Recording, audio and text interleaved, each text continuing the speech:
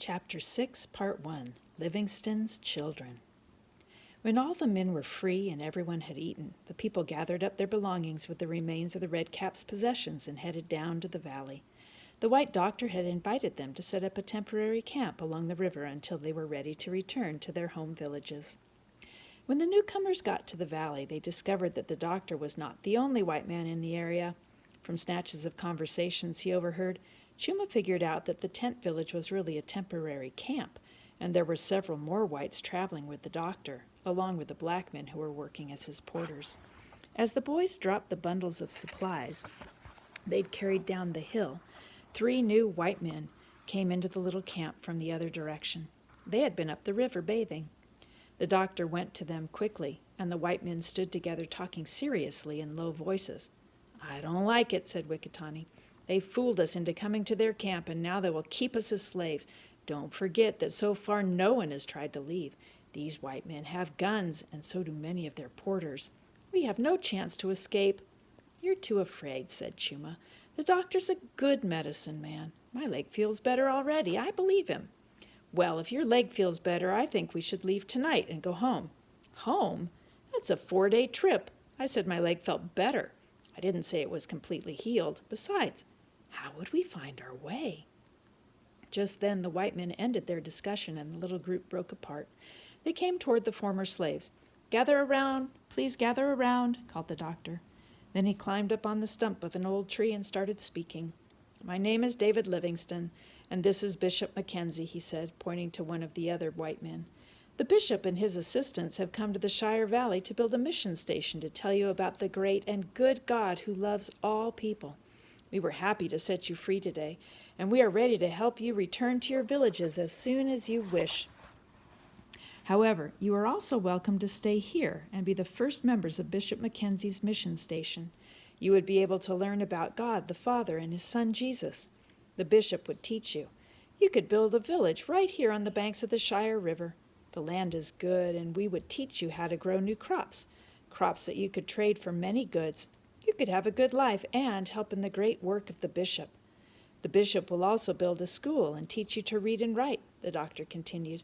The Manganja people nudged one another and spoke in loud undertones, shrugging their shoulders. Chuma was confused too.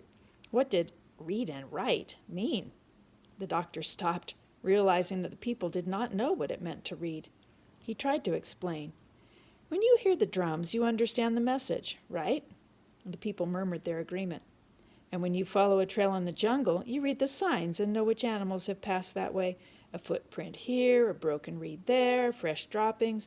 In the same way, the bishop will teach you how to read little marks on paper to get the messages put there long ago by other people." "Why would we want to learn to read such old and small signs?" someone in the crowd asked. "Oh, they will give you much wisdom," the doctor said.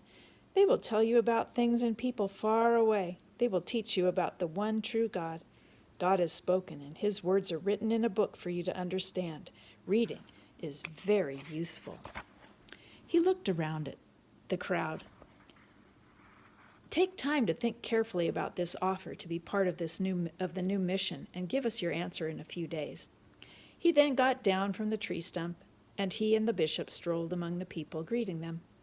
The white men and their helpers gave the former slaves machetes to cut palm branches, and the people quickly set about making temporary shelters.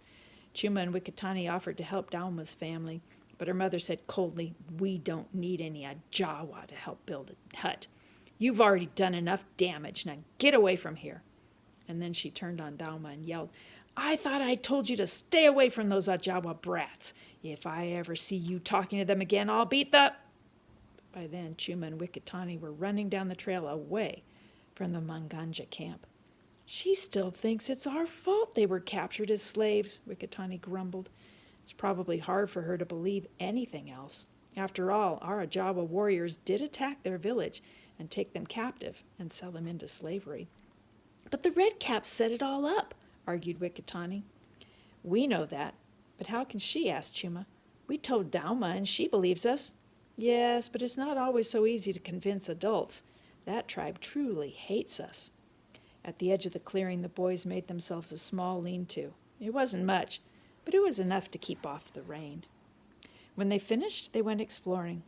Down by the river, they both gasped when they discovered the white man's smoking canoe.